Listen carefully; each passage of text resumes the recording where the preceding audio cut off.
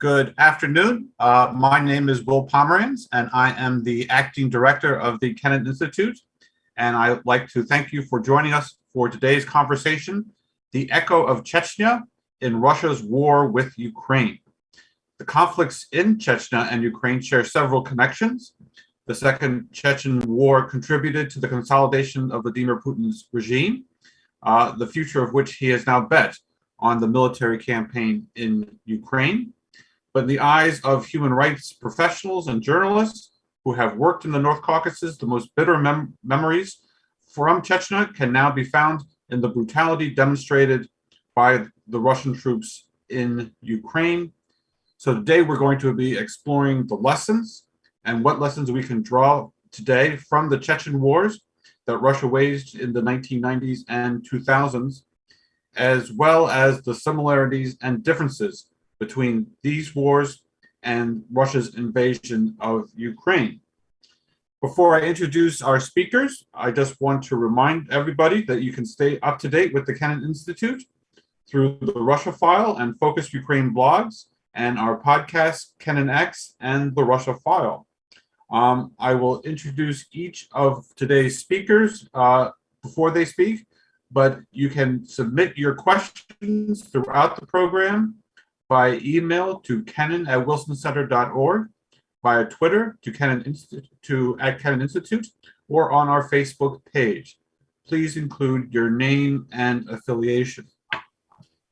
We have a slight variation for the order of speakers because of commitments. We're going to lead with Anna Neistat. She is a correspondent for the Daily Beast, Newsweek magazine, and the Fuller Project for International Reporting. She is the winner of numerous journalism prizes, including the Courage in Journalism Award from the International Women's Media Foundation. Anna, the floor is yours. Thank you. Thank you for time. I worked in Chechnya in 1999. In the fall, I arrived in Nazrani and crossed in. I witnessed devastation, spoke with many refugees, and returned to Chechnya for during the following 6 years to report on stories of human rights abuse and terrible tragedies that happened to Chechen families. And I remember everybody was talking about filtration camps during that time. The Chernokozevo filtration camp, where Russian military interrogated Chechen prisoners. So now when I'm covering news in Ukraine and I hear again about filtration and cleansings, I'm very traumatized by the similarities. And Chechens who are interviewed these days, they are very hurt to hear that people of their age, in their 30s and their 40s, who had experienced 2 wars in Chechnya, are now applying the same methods of filtration, cleansings in Ukraine.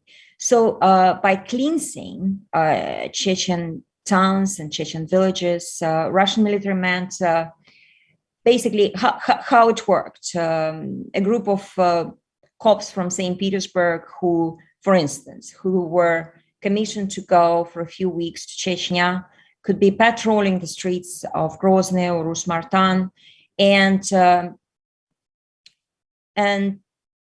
locals complained that they throw a hand grenade into the basement without checking if there were people there. There were many stories like that. So today, the Chechen Telegram channel Kadyrov 95 has lots of videos where Chechens fighting in Donbass in eastern Ukraine, currently today in Severodonetsk, they report on cleansing operations. And just like during the Chechen war, at least the second one, maybe Tom can talk about the first one, there was several layers, sort of several divisions coming to the streets.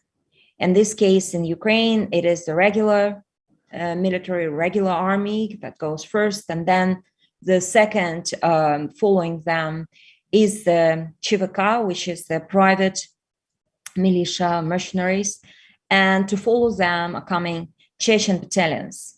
According to the information I have, there are not more than 3,000 people, and of them, maybe 1,500 or a little more are actually Chechen soldiers who, some of them come from Rosgvardia, some from police, interior ministry, and some are volunteers. As Ramzan Kadyrov is now paying up to 300,000 rubles for a trip, which is a lot of money in Chechnya, where we have a very high percent of unemployment.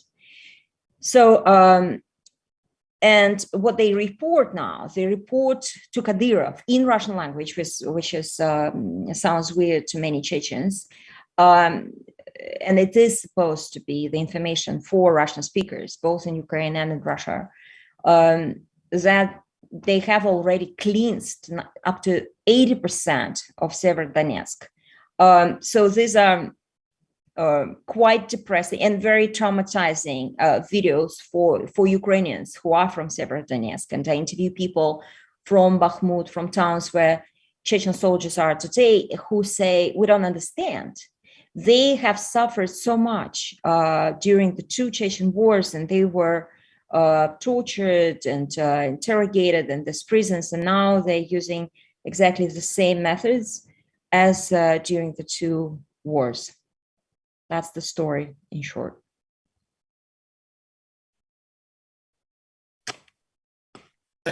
Thank you, Anna. I know Anna has to leave, so we're now going to turn to our second speaker, who is Tom Dewall. Tom Dewall is a senior fellow with the Carnegie Europe program, specializing in Eastern Europe and the Caucasus region. He has published several books on the Caucasus, including his second edition of The Caucasus, An Introduction in 2018. He has been the author of other books on the Caucasus, especially dealing with the Armenians and the Turks in the shadow of genocide. And also from 2010 to 2015, he worked for the Carnegie Endowment for International Peace in Washington, D.C. So, Tom, the floor is yours. Thank you very much, Will. I'm very glad to be with you all. Greetings from England. Yeah, a bit further back in my biography, I was a journalist in the 1990s, based in Moscow, and covered Chechnya quite intensively. My first visit was in January of 1994, almost a year before the first Chechen war began. And my last visit there was actually in about the summer of 1998, when the whole place was in chaos and criminality following the end of the first Chechen war. So certainly, like a lot of people watching Ukraine, it triggers some bad memories of what happened, and unfortunate, very unfortunate echoes that so many things can be repeated. And I'd like to focus on the first Chechen war, where I see many parallels and many lessons. I guess, obviously, the first thing we should say is the enormous differences, of course, between Chechnya in the 90s and Ukraine in the present day. Ukraine being, a sovereign country, a large European country, attacked completely without provocation. There was provocation on the Chechen side in the early 90s when Johar Dudayev proclaimed independence from the Russian Federation, and there was violence. There was provocation. But anyone with a wise head knew that this was basically a political issue which needed to be solved by politics rather than force for many reasons. Unfortunately, and so my first point really is the unaccountability of the decision to launch a war in Chechnya in 1994 by Boris Yeltsin. And here we see many parallels. A decision taken by a narrow circle of people in the Kremlin without wide consultation with the experts. A decision taken arrogantly with Pavel Grachov, then the defense minister, saying that he could take Grozny in 2 hours with one parachute regiment. An extraordinary statement which kind of came back to haunt everyone, I think, over very many years. So very much a decision taken due to, in my extensive research on how that decision was taken, very much for domestic political purposes. There wasn't really a fear of a domino effect in the Russian Federation. The only other rebellious republic, Tatarstan, had made a deal with Moscow. There was really no risk of a domino effect, as people said. Boris Yeltsin could very easily have sat this one out and patiently waited for this Chechen cause to crumble. Dudayev was unpopular, but they wanted a quick win. They, in fact, drew bizarrely enough parallels with Bill Clinton's intervention in Haiti a few months before, and saw that they might have a quick domestic political win. Strange as that sounds, and terrible as that sounds many years later. So that's the first point, unaccountability. The second point is, and parallel, is brutality. When Plan A failed, which was a swift victory, they resorted to heavy weaponry, to artillery, to bombardment, to destruction, basically, of what was supposedly a Russian city, and indeed at that point in 1994, 1995, had a large ethnic Russian population. Russian pensioners were a disproportionate number of the victims of this bombardment. So having failed with a quick victory, that they went for brutality and heavy bombardment. Again, we see parallels of what the Russian forces did in Ukraine, expecting victory in a few days and then resorting to indiscriminate use of heavy weapons. That in turn achieved the opposite effect, and I think achieved the opposite effect in Ukraine. Obviously, many people who were unhappy with the very chaotic and rather autocratic General Dudayev in Chechnya rallied round his cause as soon as the invasion started.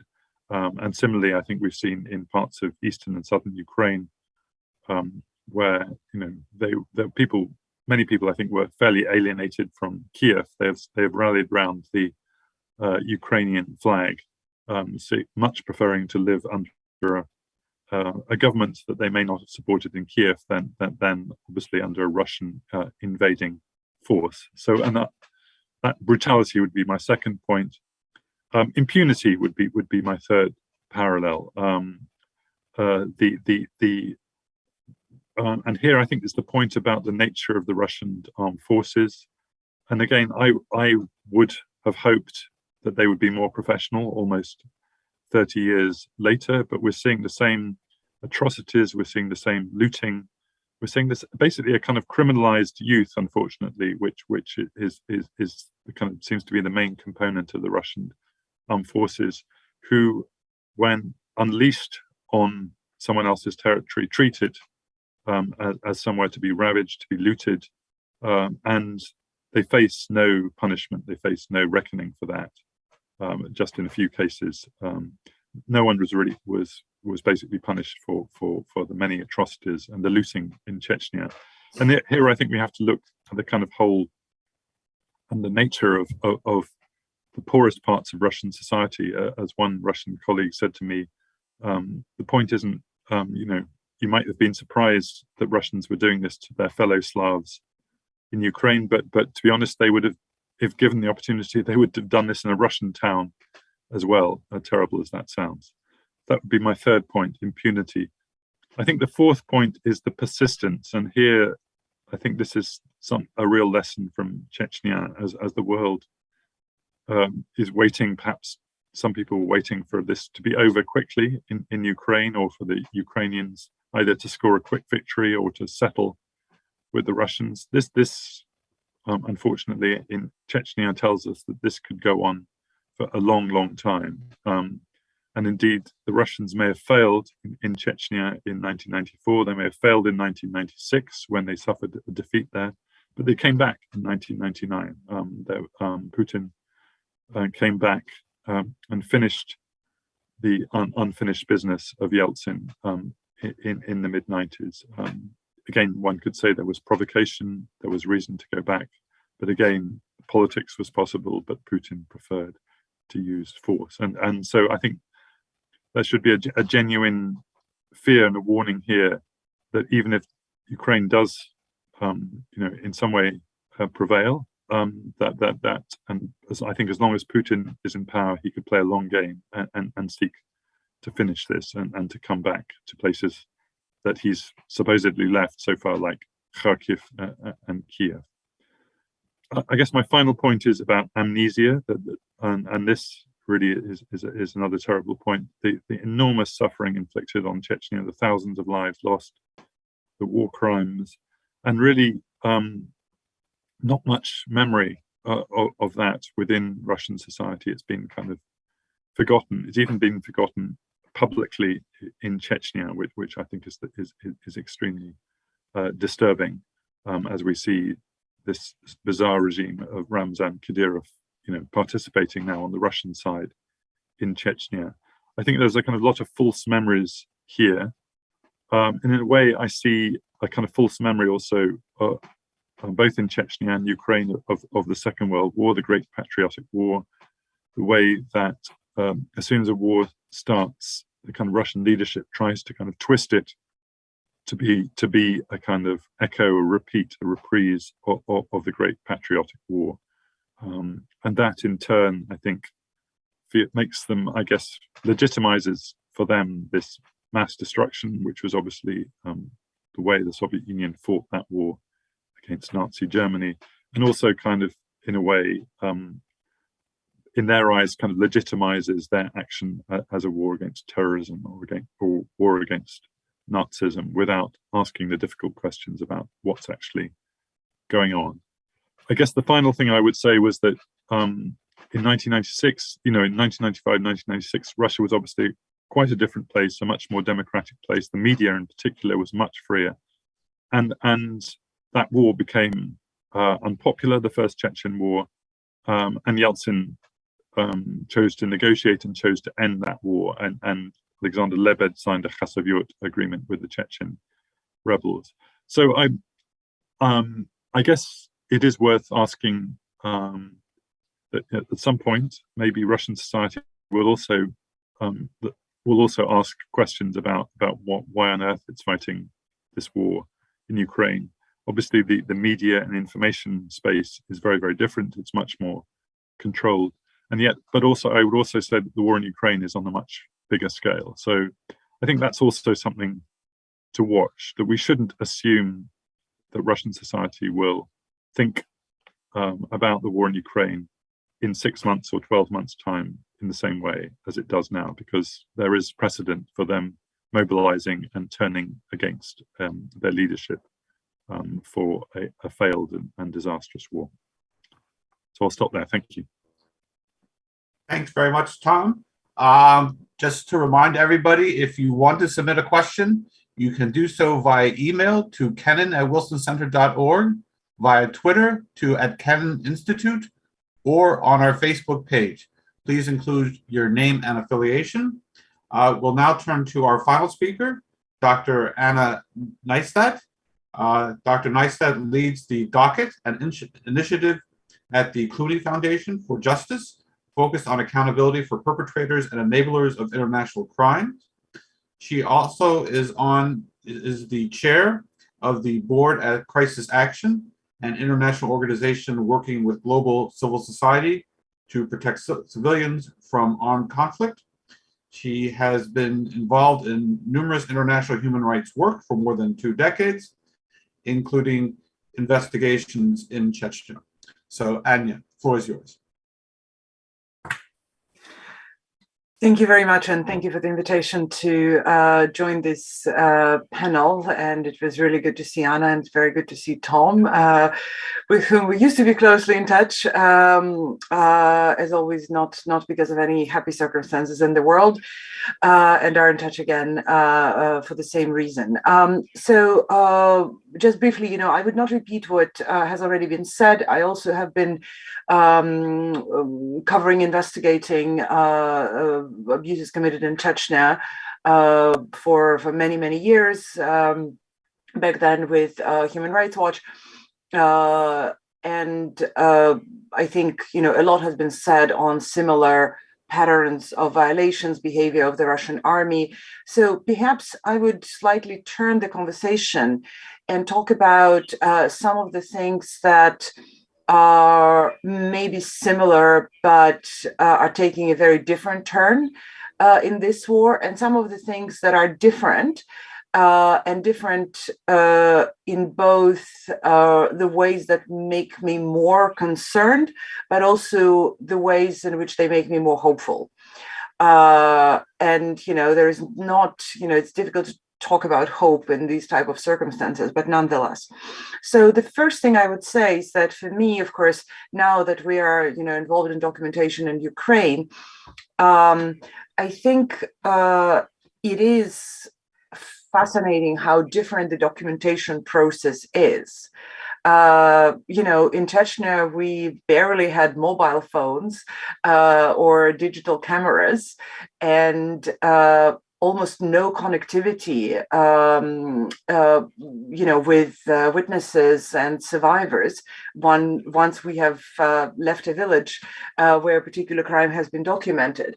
Now, of course, not just we as documenters, but also as investigators, but also the entire world is pretty much watching this conflict unroll in real life. And this enormous amount of, first of all, citizen documentation, where everybody is armed with a cell phone camera and is posting it not only on social media channels, but also submitting it to various accountability mechanisms that have been set up, and to which I'll turn in a second. I think it creates both, of course, completely different scenario where there's probably no undocumented abuses, or very few, but at the same time creates enormous challenges when it comes to authentication and verification and ultimate use of this evidence, especially in formal legal processes. So that is definitely a significant difference, and a sign of a very different time in which we live. The second point, which for me definitely stands out, and I think Tom alluded to that in some ways, and that is related to the reaction of the Russian society, but it is the levels of propaganda that are happening in the Russian media. Frankly, I was born in Russia at the time when it was still Soviet Union. So I remember vaguely, but I do remember what Soviet propaganda looked like. I do remember, certain levels of propaganda, when the Chechen war was happening. But of course, what we're seeing now is completely unprecedented, both in terms of the rhetoric that is allowed on TV, radio, social media channels, but also in terms of means and methods of propaganda that are being used. And here we're talking not just about rhetoric, but also about the use of imagery, the use of celebrities, and it's just completely. It feels like they have learned some of the worst lessons, combining the most blunt tools used back in the Nazi Germany and the most advanced tools that are now at their disposal. And I do think that is, to me, links to another very important point that Tom made, but I would really like to emphasize, and maybe in a slightly different way.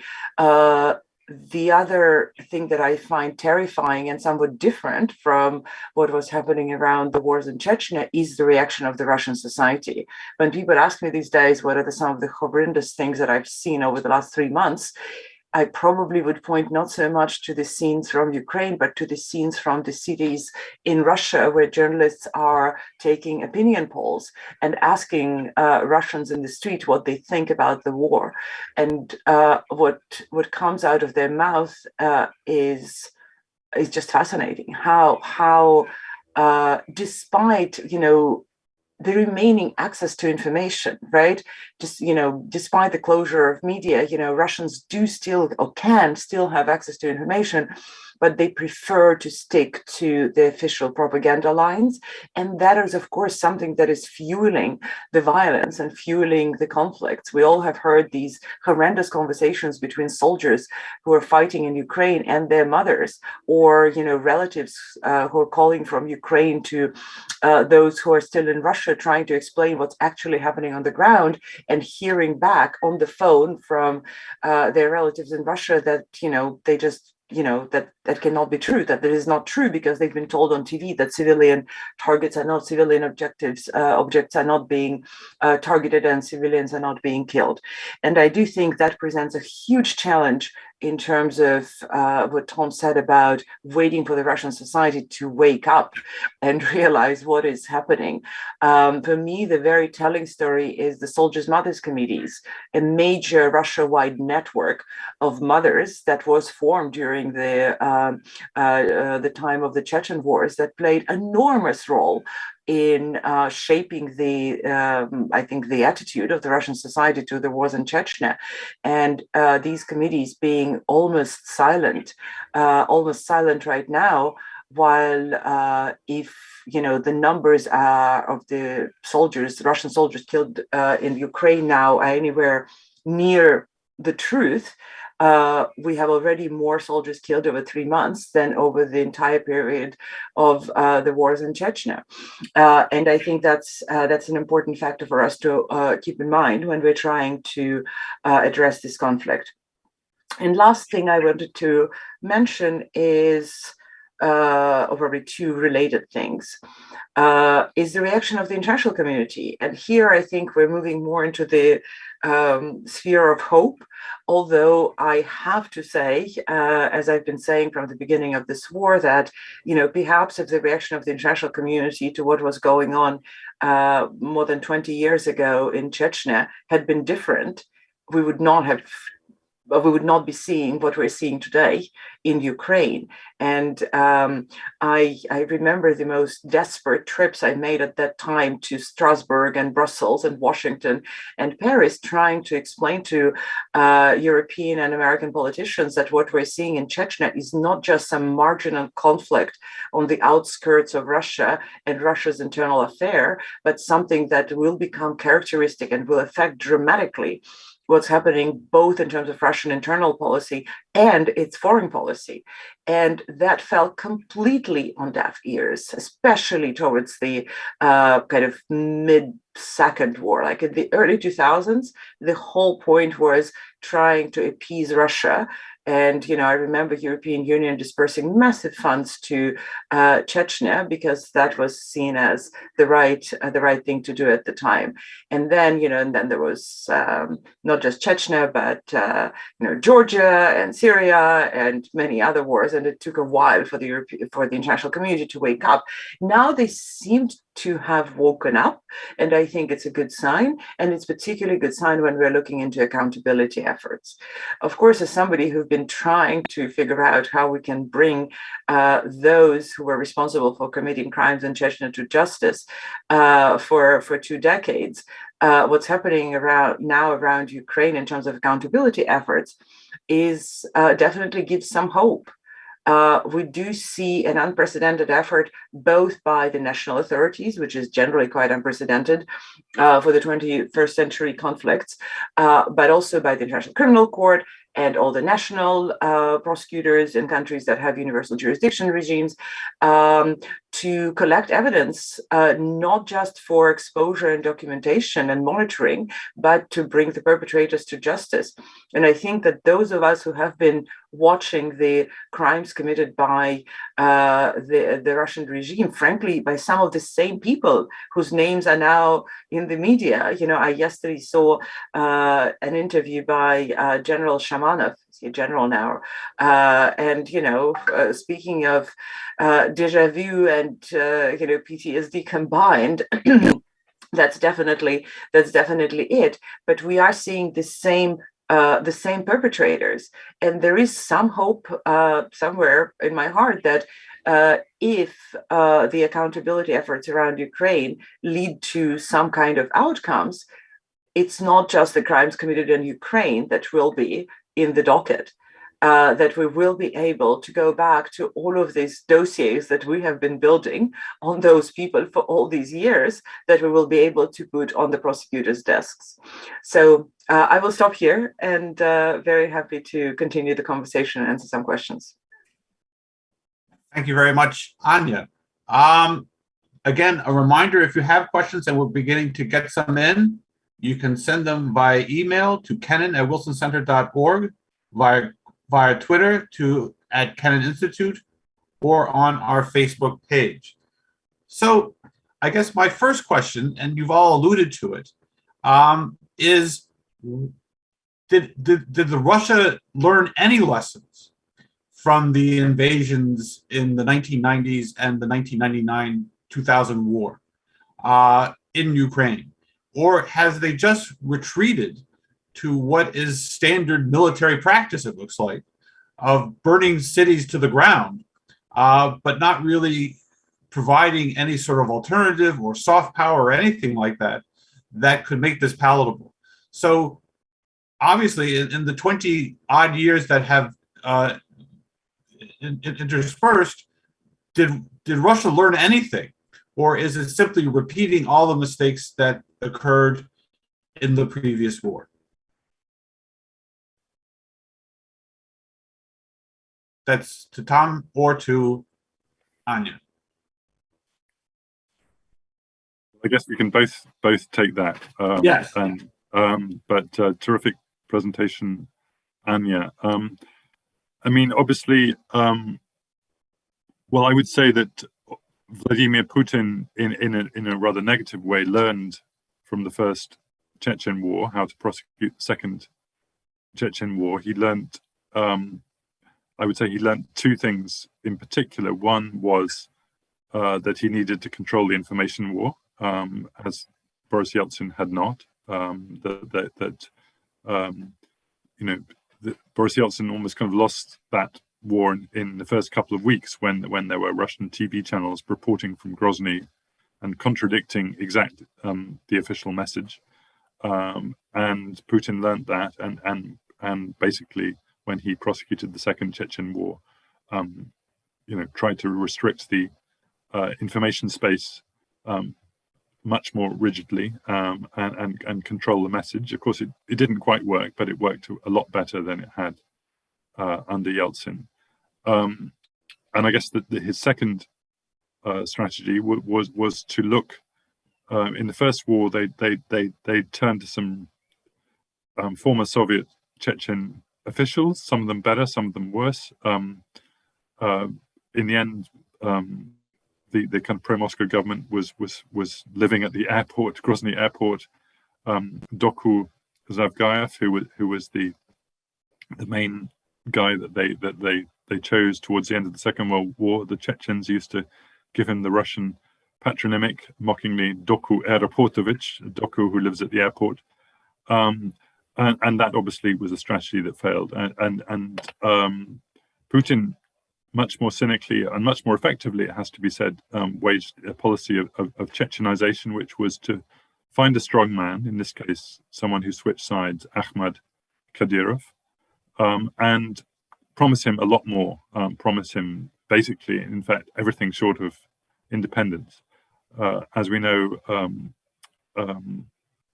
Kadyrov was assassinated, and his son, who I don't think any of us gave him much of a life expectancy, but amazingly, Ramzan Kadyrov is still there 20 years later. So I guess that was the lessons that Putin learned for himself in prosecuting that war.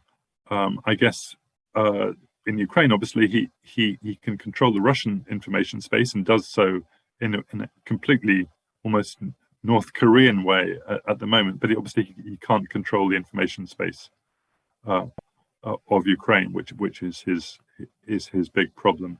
And likewise, he has no he has no one to turn to in Ukraine as a alternative political leader. Where's Viktor Yanukovych? Is a question that I've asked myself 2 or 3 times during the Ukraine conflict. The former leader of Ukraine, who was much more sympathetic to the Russians, who was deposed in the Maidan and fled to Russia.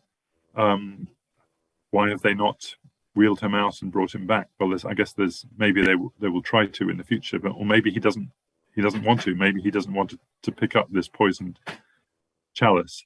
So in that sense, the lessons of Chechnya don't work for Putin in Ukraine. They work, I guess, in the very narrow sense that he's using this war to kind of perpetuate his rule, to kind of try and mobilize loyal parts of the population behind him, to kind of be the state, to be fused with the state, and in that way perpetuate his rule and to distract people from all the domestic policy failures that they might otherwise be paying attention to. But otherwise, I would agree, but basically with the proposition that they haven't learnt the right lessons from the Chechen wars. Anya. Yeah, I would just add that it's mostly, I think, if you like, the negative lessons, right? I think the first lesson that he learned is that he can get away with it, and that was quite clear. I think he kept pushing this boundary both internally and in the foreign policy for years, and there was really, I suspect he's quite surprised by the international response right now, because there was nothing to indicate that suddenly this response will be different. And that's, of course, a miscalculation, because, of course, what happened in Ukraine is, a clear act of aggressive war. But frankly, if we look 8 years ago at what happened in Crimea and eastern Ukraine, I don't expect that anybody in the West actually bought the narrative of protecting the Russian population. So if that's the case, then, we were faced with an act of aggressive war back then as well. And that was done very much based on the Chechen scenario of basically mobilizing local population and selling a certain idea to the local population to advance military and political objectives. But I think it was a very important lesson, right? Even and I think following Crimea and the East, the sanctions that were imposed, the lists, the sanctions, it's really, the reaction was so disproportionate, so inadequate to what was happening, that that was definitely a lesson learned. I think he absolutely believed that he can get away with it, or almost get away with it, with no and frankly, it remains to be seen whether he can, right? I think one of the things that worries me a lot is at what point this international outrage and international support will start winding down as people get tired, and as Tom said, this is not probably going to end tomorrow unless there are some massive changes in Russia, perhaps. Whether it was a wrong lesson or the right one that Putin learned. And the other thing I would mention, just in addition to what Tom already said, is the lesson they definitely have not learned is, if it can be learned at all, is the difficulty of fighting an urban warfare on the enemy territory, where the chances of winning the hearts and minds of the local population are close to zero, right? And with a very, very low motivation of your own troops. Because what we are seeing right now, I mean, there's a big question why so many generals are being killed in the front lines. This is unheard of in the modern warfare. And one of the answers is that they're there because otherwise nobody wants to fight. And, everything, the bits and pieces that we are hearing about the experiences of the Russian soldiers is that, especially now that, the chances or the opportunities for looting and for, a quick win are less and less present, and the chances of ending up as a POW who would then stand trial as a war criminal and face a life sentence are rising up. I think the motivation is getting very, very low. And I think all of that was ultimately very present in Chechnya when this initial narrative of, the greatest terrorist threat was gone. And I don't think there were much lessons, judging by what we're seeing, there haven't been much lessons learned from there either. Thank you. We have a lot of questions coming in, focusing on opinion polls in Russia and the question as to whether Russians actually believe the propaganda that they are subjected to.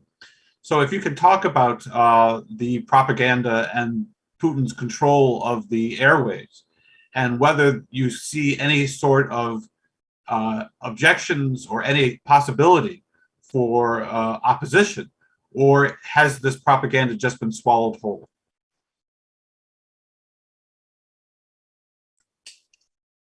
So, well, I can start with this one. As I said, I find the levels of or the functioning of the propaganda machine unprecedented, of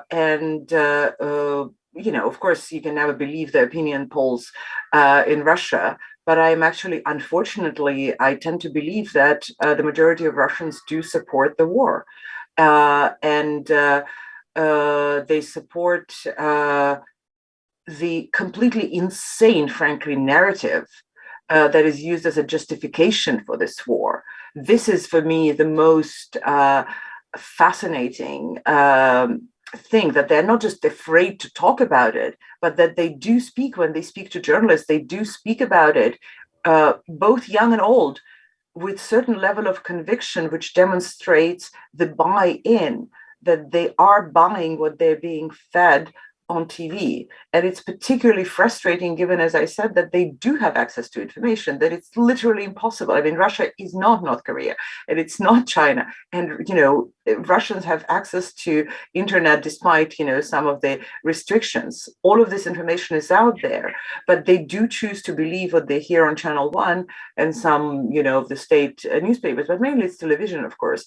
And that is the product of not just today or tomorrow or the last 3 months. This has been put in place for years. And I think that's and will be just as difficult to undo.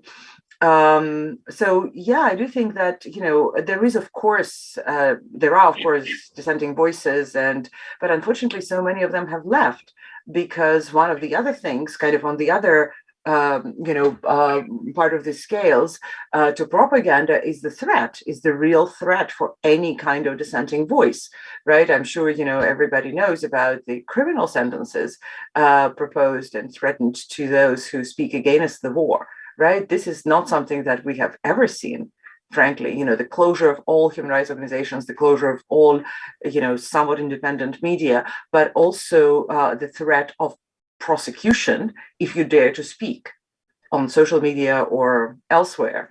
And that, I think, is a very significant factor in how few dissenting voices we're hearing, even if they do exist. Tom, can you add to that? And also, I think another question has asked whether there is the equivalent of the Soldiers' Mothers Committee in Russia today, and whether it could actually form a basis of opposition as well. I mean, on that one, I think Anya's already mentioned that. I think she and I, in probably both, encountered the Soldiers' Mothers Committee. I certainly encountered them in the First War. Soldiers' mothers actually actively coming down to Chechnya. Mothers actually, going to Chechen villages to extract their sons from captivity. Extraordinary personal encounters there. I think Anya's basically expressed it very well. Unfortunately, there is, I think Putin has basically managed to kind of win the information war within Russia thus far, and I do think that unfortunately a kind of malign effect of international isolation of Russia at the moment is the way that people now believe that we are being punished for being Russian, and therefore we must rally together, and our nation is under threat. I think that narrative has cut through, unfortunately, to quite a lot of people. So I think as long as the message from the top doesn't change, there probably won't be much widespread public dissent. I think that could change very quickly. I think if there's a kind of elite struggle in Russia, which is still possible, and it could also change. I think if regional, I think something to watch as sanctions begin to bite is where the different regions of Russia suffer disproportionately. Some of them, even have transport connections are severed because of spare parts missing in airplanes and so on. So I think that's something, and we've also seen a disproportionate amount of casualties amongst some of the non-Russian parts of the Federation in places like Dagestan and Buryatia. I think that's something to watch, whether there's a kind of some of the regional leaders begin to feel that this war is doing them no favors and begin to speak out. I wouldn't watch for that very soon. I think that could be a long-term or medium to long-term phenomenon. But we do know that when things do change in Russia, as we saw in the kind of dizzying pace of events in the perestroika era, they can change quite fast. And suddenly the emperor has no clothes. And I wouldn't bet any money on that happening in the next year or so in Russia. But in the longer term, I think that's eminently possible.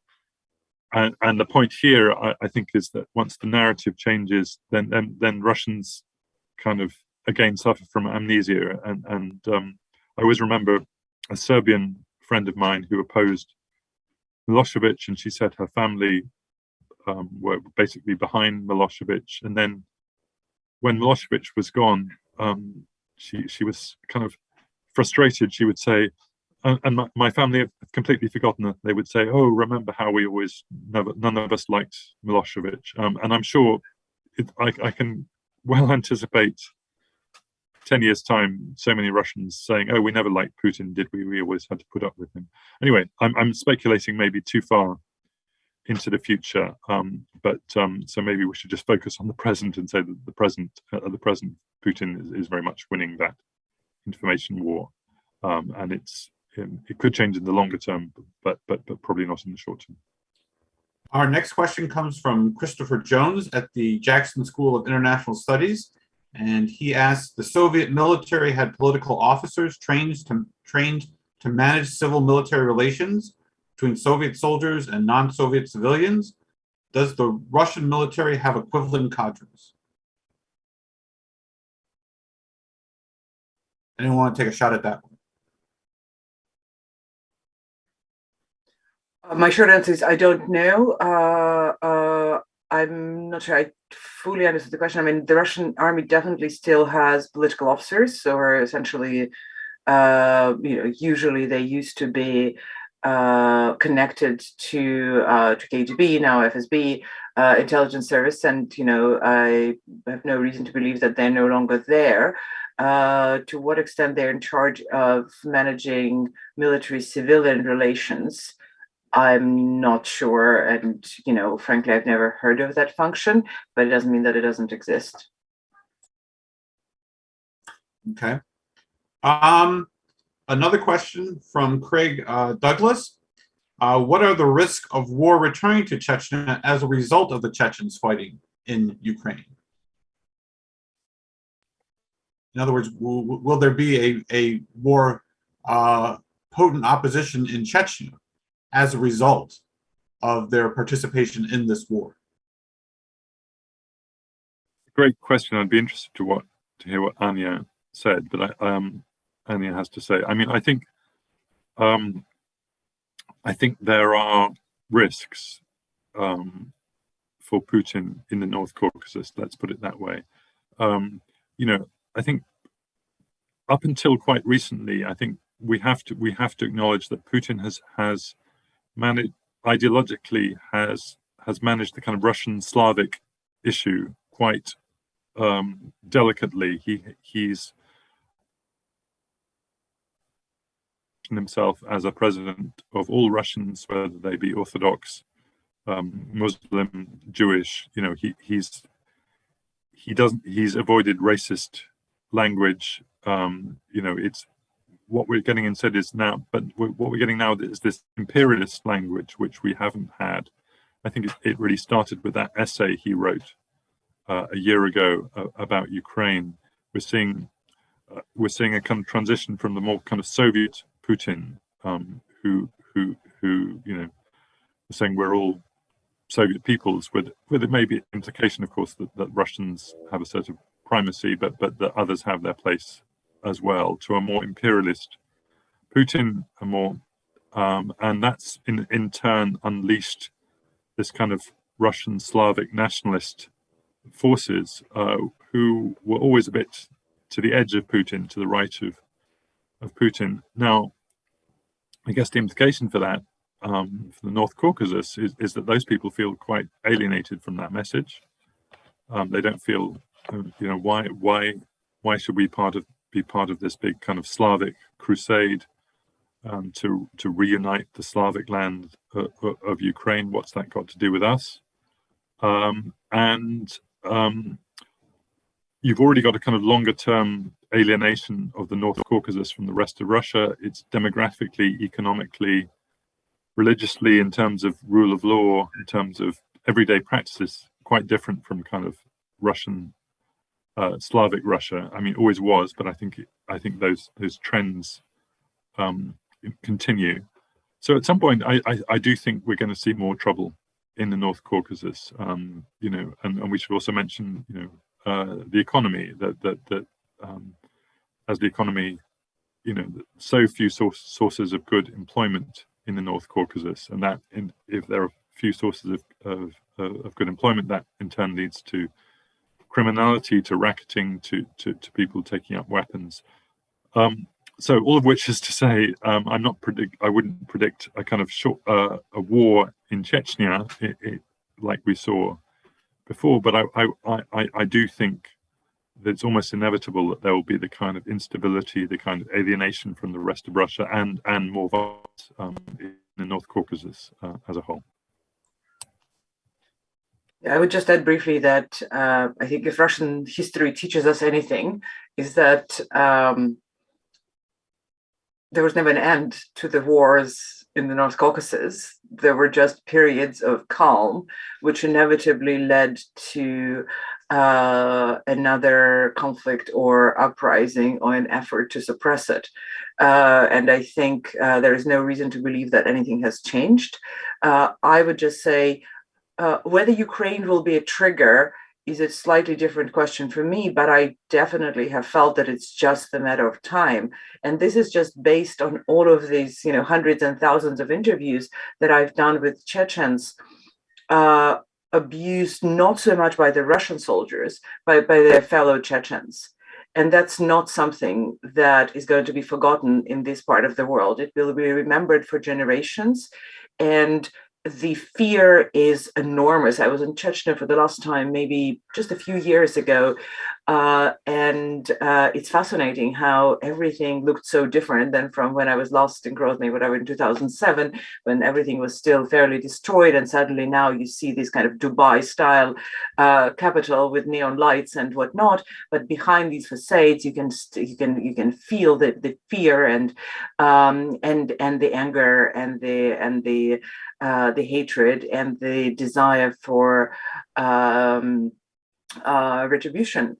and I think it will not, I'm not a big expert on the Chechen society by all means, but from everything I've seen, heard, and understood, this is not going to go away. So for me, the question is, when and if there's a change in leadership in Chechnya, which will happen inevitably, I think that's when we can see some very significant changes in, or some very significant instability. So both of you mentioned the reliance of Putin and the victory in the Second World War, and how he touches and uses that narrative to defend his actions today. So what do you think are the responses or the consequences for this use and reliance on the victory in World War II and the going after and attack on Ukrainians, who also obviously participated in the victory of World War II? So to what extent does this narrative that Putin always goes back to about unity and the victory in World War II, to what extent is that undermined by his actions in Ukraine?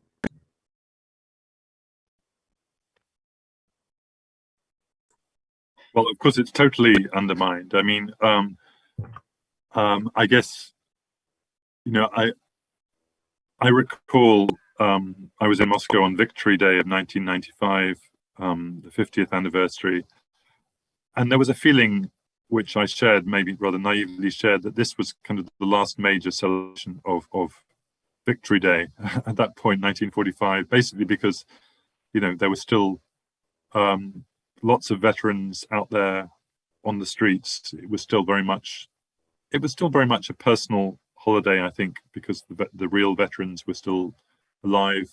Young people would give them flowers and say "Spraznikum," and I think that was then perpetuated with the Immortal Regiment, the Bespiertny Polk movement, and that, which was again an attempt to kind of connect people's families to the memories of the war.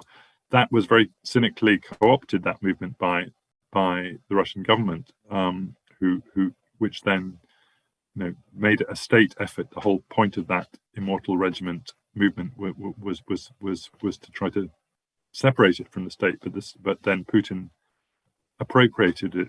So I think he's kept on using World War II and Victory Day, and I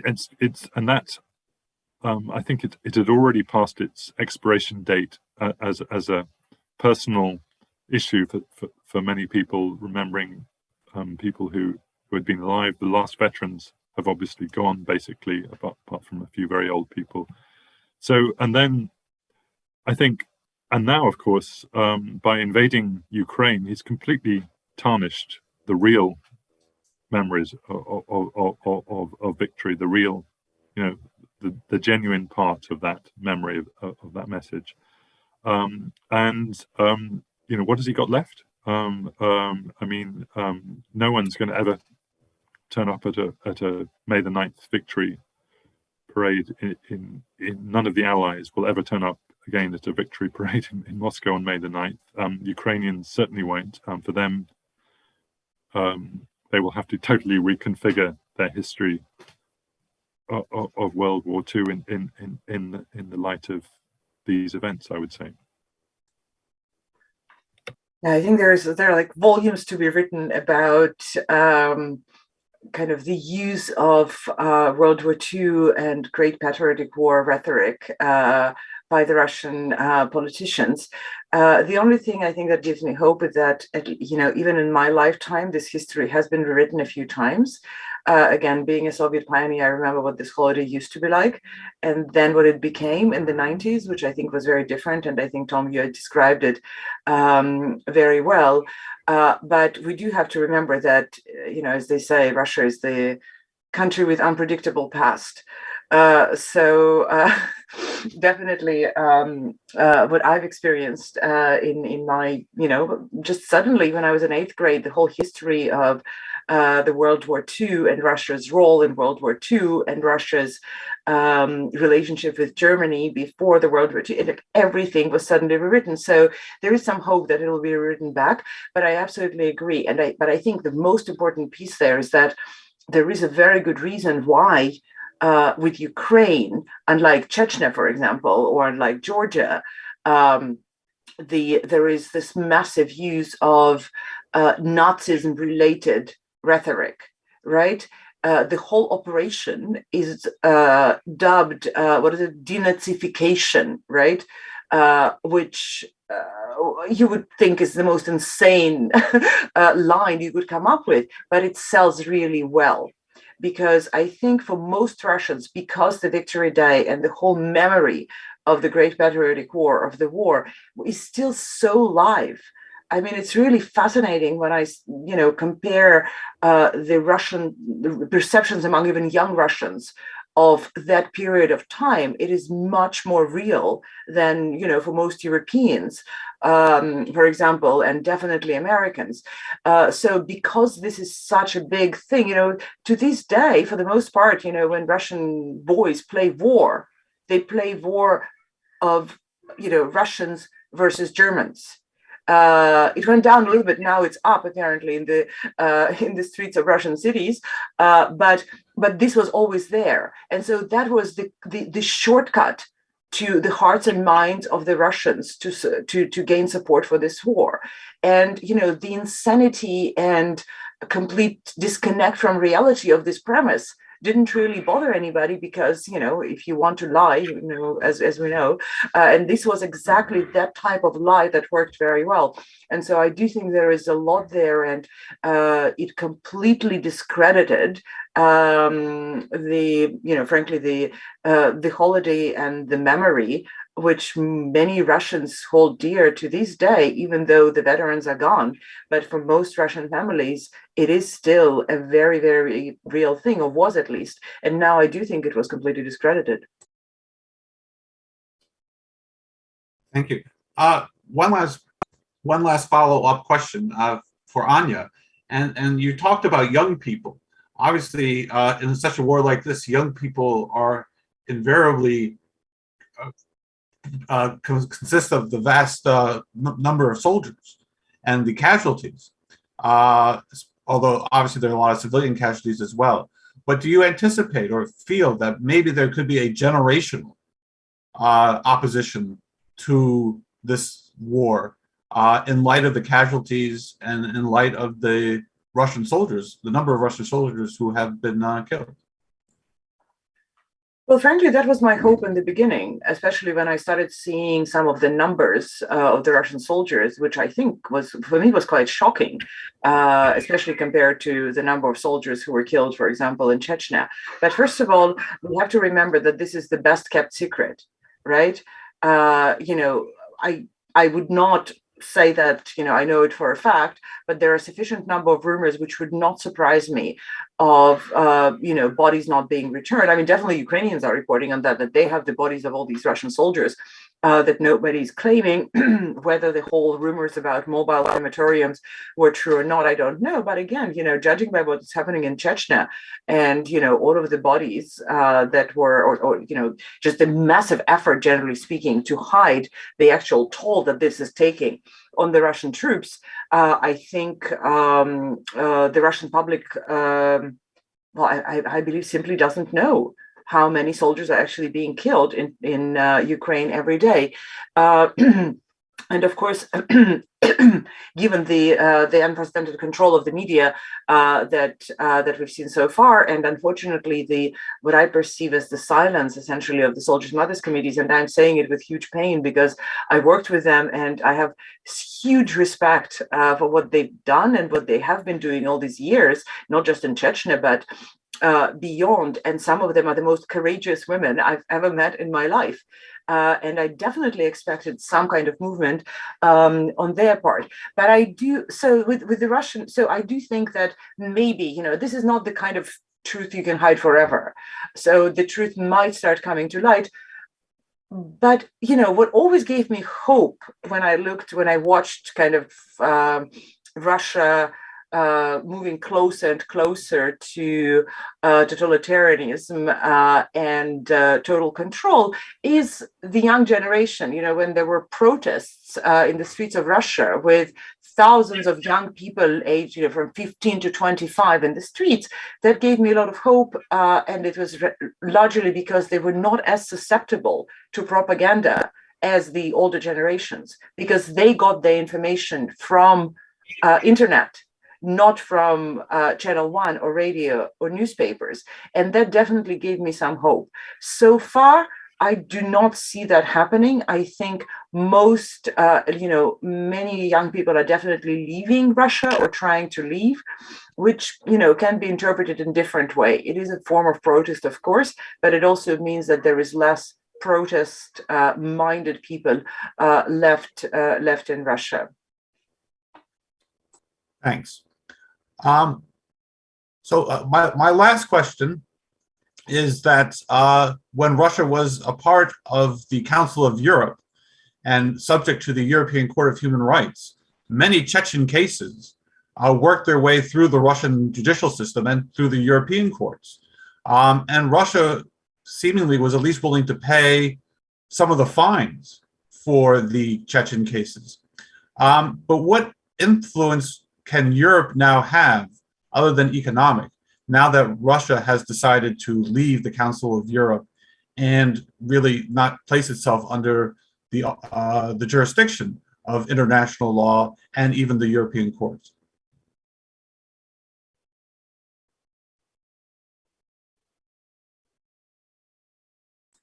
I mean, I can give a quick answer. Tom, do you want to start? Why don't you start, Anya? Okay. I mean, well, first of all, there is still some hope. I mean, the cases are still ongoing, right, despite Russia leaving Council of Europe. And I know that lots of lawyers who work on that, many of whom are friends and colleagues, are trying to make sure that, you know, at least the cases that have been prepared are taken to the conclusion. So what I think, what influence can Europe have? Not much. I think Europe is already using, obviously, other forms of influence in terms of sanctions and, you know, freezing of assets. What I think for me would be very interesting to see, and something that, you know, we are working on primarily right now, is using other mechanisms of accountability, such as, you know, universal jurisdiction proceedings in European jurisdictions. And that, you know, that is not obviously something that will be available to an average Russian.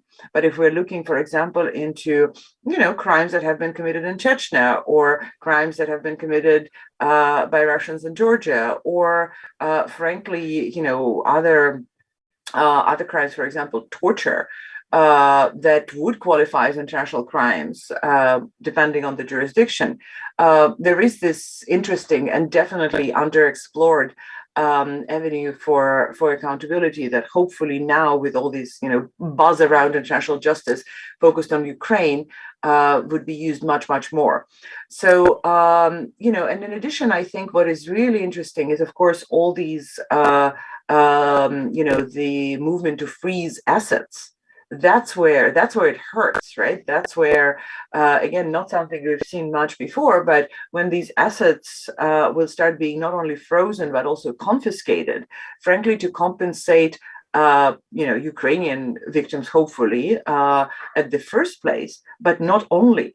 Right? Again, to the extent that we can establish that the same perpetrators committed crimes against Russians and Chechens and Georgians, in addition to Ukrainians, there is no reason for those assets not to be used for compensating those who were harmed.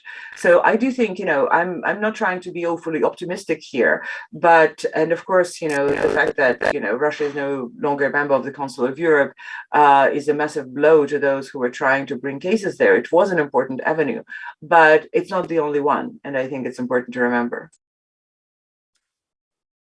Thank you, Anya. Final words, Tom. Yeah, just a couple of words. I think this gets us back to the impunity point, which is so important, and the failure. I mean, apart from, obviously, Council of Europe did what it could. Certain cases, you know, trickled upwards to the Council of Europe. You know, it was important, but the failure a kind of mass accounting for what happened in Chechnya, and I think this issue is beginning to arise again. And personally, having read and talked to people, I would hope that this would be something that could go to the International Criminal Court. I think some kind of special tribunal, I think it is more problematic in the sense it becomes just about prosecuting Russia. I think if it goes to the ICC, then there's a theoretical possibility, at least. Of course, I think neither Russia nor Ukraine are members of the ICC, which is, I think, am I correct? Which is a problem. But I think it would be important, important for the case of objectivity that theoretically Ukrainian cases too could, if Ukrainians have committed war crimes, they could theoretically go to the ICC. And if they haven't, or if they're very, very small numbers, then that's the process reveals that. And so I think this is something which needs more of a debate, that I think the more international and transparent the kind of human rights accounting that an eventual tribunal has, I think the better. Very good. Thank you very much, Tom, and thank you, Anya, and thank you all for joining us. This recording of this conversation will be made available soon on the website of the Kennet Institute. So thank you very much for a very enlightening and engaging conversation. Thank you. Thanks so much. Thank you very much.